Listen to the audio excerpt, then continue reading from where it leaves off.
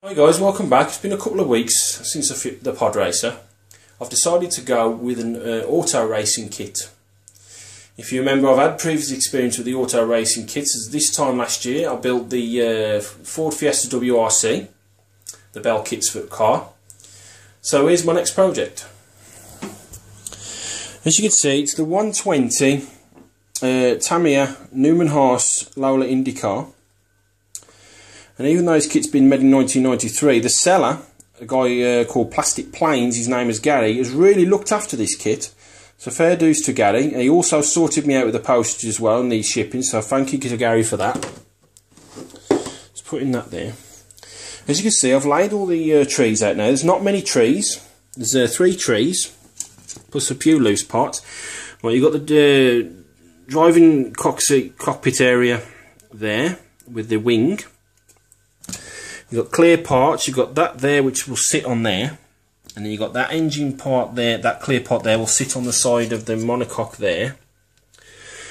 Right, you've got the carry and the monocoque, a few nose pieces. Now this is the road car, it's not the oval, because the oval wing is very, very narrow.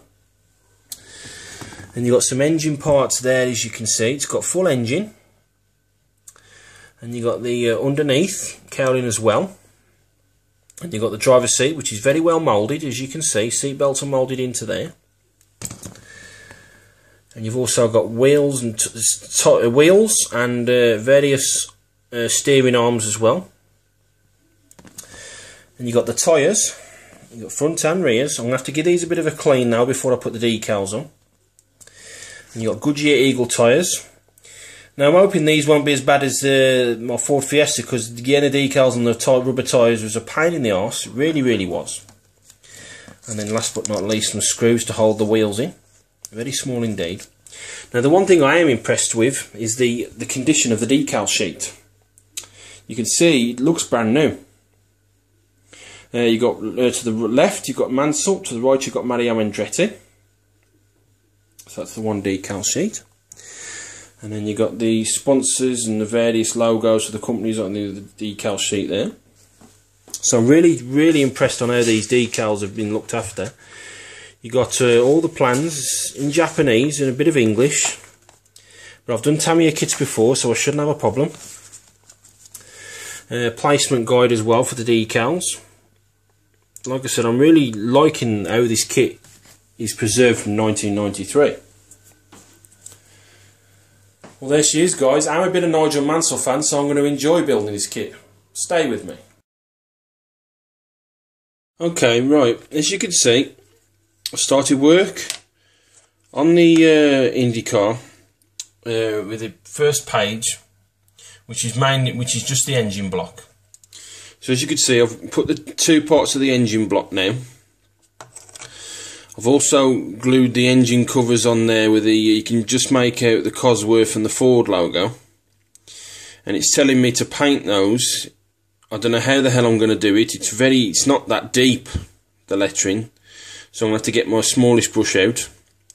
As you can see, there's a bit of a seam with the 2 halves glued together. They're snapped together, but they didn't lock, so I glued them together. But you're not going to see them seams once all the other engine pieces are on, so I don't have to do anything with them. And you've got another part of the engine as well. I've primed that, and you can see those little clips there. That's the locking pieces. I've also primed the wheel rods, so they're ready for paint.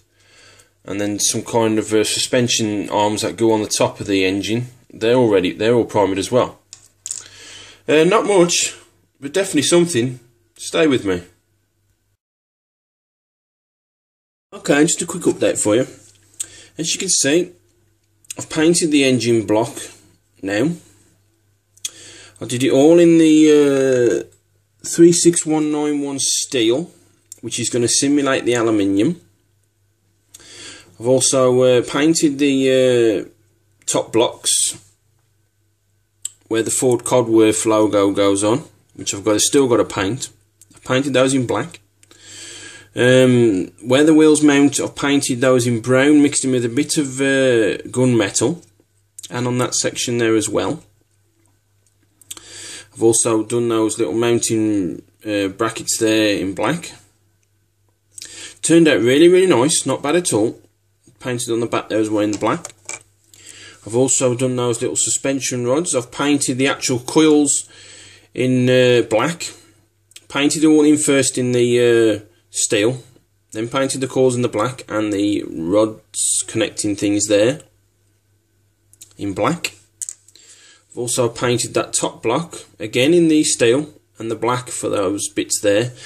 I don't know anything about cars, so feel free to correct me on the parts for the engines, because I don't know absolutely dick about cars. And then you got the suspension rods, painted those in black. I've still got to paint those tips there, which mount into the side of the engines there, as you can see. But again, not much, but something. Stay with me. Guys, as you can see, the assembly is now complete. On page 1, that is. It's not fully complete, it's just page 1 done now. Right, now I'll start with the Cosworth and Ford logos lettering. The lettering wasn't as deep as it was on the plaque on the actual pod racer. So basically I just went over the lettering in the silver with a thin coat, and then with my black I just tied it up around the edges. It's not a perfect job, but to be honest, for me it's gone down really well. Not bad at all. Right, and then you can see that I've now attached the wheel arms in there. As it joins there, I've painted with a mixture of metallic brass and silver to simulate the gold, because I haven't got no gold paint. But that is where I'm sitting at the moment, guys. Page 1 is done. Stay with me. Right, another quick update for you. Phase 2 of the engines. You can see that I've primed one of the sprues, which is C. You can see that I've done some mounting rods and a bit of that engine cover, whatever that may be. Again, feel free to correct me, because I don't know dick all about engines again. So I painted that in black, painted that in silver, sorry, aluminium, which is the steel. Painted those little corners connecting rods there in silver. Also painted this in the black. I've painted what looks like an exhaust pipe maybe. I've painted that in silver for that exhaust. The brown mixed in with the gunmetal for that section there, and then steel for that section there. And I've just put the finishing touches to these pipes here, these cylinders for the head, I'd assume. I've painted those in silver. So all that, what I've painted, and those are now ready to be mounted onto the engine. Stay with me.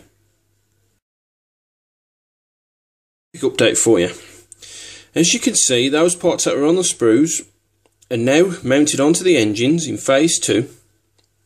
Basically following the pans, part number C16, which is that black rod which housed that little engine assembly there, which I painted in aluminium, steel. You push that section with that hose underneath the exhaust, and it clips into place real stiff, no need to glue it. And then it tells you to mount it on with the notches there into that section, and then curling the exhaust pipe underneath there. So that's what I did. I curled it, there's the exhaust pipe, I curled it underneath that suspension rod first, and then using the notches, the mounting notches on this centre section here, just pushed it into place, very stiff. I had to get my file and nurse the clips into place, but no need to glue, so that's that done, as you can see there. Then you've got this like rod here, rod assembly there. On the plans it tells you to mount it on, and then you've got to curl them underneath the actual first assembly, that assembly, to glue it, to push that into place. So that's what I did. I got the part without mounting it, I put it underneath the arm, moved it up that way, and then got the other section, the other arm, put that underneath and then centerized it and pushed it there and there. Again with this file, pushing the one clip into place, but it clipped into place really stiff. So that's that. Then you've got these engine pipes here, left and a right. On this side, it mounts in the centre. You've got the two mounting notches in the centre, and then just put a drop of glue on there and there, because those are just flat faces. So I just push that into place. And on this side, the mounting notches in there and there on the outers, and the inners are just, again, just put a drop of glue, because them flat faces, and then glue that into place. But phase 2 is complete, and so far it's looking really nice. Stay with me. Right, and yet another quick update for you. I've painted the last few bits to go on the engines. So I'll start with these two cross sections here, which will mount on there once the paint's dry. Then you got that cross section there, which is that there. Painted it in black. Round the little couplings there, I've painted those in silver, and that section there is in the steel. Painted those in black, by the way.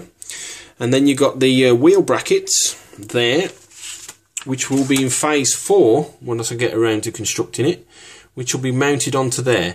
Now in phase 4 you've got this bit of cowling as well. I'm not going to do that quite yet. I'm going to do that when I'm ready to paint the monocoque and the rest of the cowling. But that is where I'm sitting at the moment. Engine is almost complete. Stay with me. Right, last update now with the first video on the engine. You can see from there that I've put that rod into place and the two cross sections. Be minding of that little notch on that section there.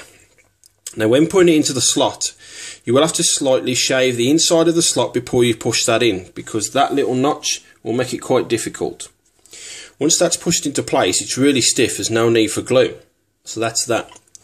Now these little cross sections here, you've got like a C brace there, you can see. That will just slot into place. And that will slot into place as well. When you put these in, you will have to bend this round slightly to get it to match, to get it to slot in. Be careful you don't snap it. Also, there's two holes there, one there and one there, which mount into one of the rods. You push it into place. Getting a circular tipped file, you need to widen those holes slightly. And then once you've done that, put a drop of glue in and those should slot into place. Now you've got the actual wheel braces. Now as you can see, you've got a notch and a ball point, and then you've got the two little C braces that clip into there, which are very easy. But the one thing I'm going to warn you about is when trying to push that into over the pin with a ball point. It'll be very stiff. So getting your flat-headed file, you need to put enough pressure on it to push the rod over the ball point, but not enough pressure to snap it, because it's very flimsy. And I've actually nearly snapped it on a few times. But I'm happily say that the engine, minus the cowling, is all done. And I'm really happy on how it's turned out. Stay with me.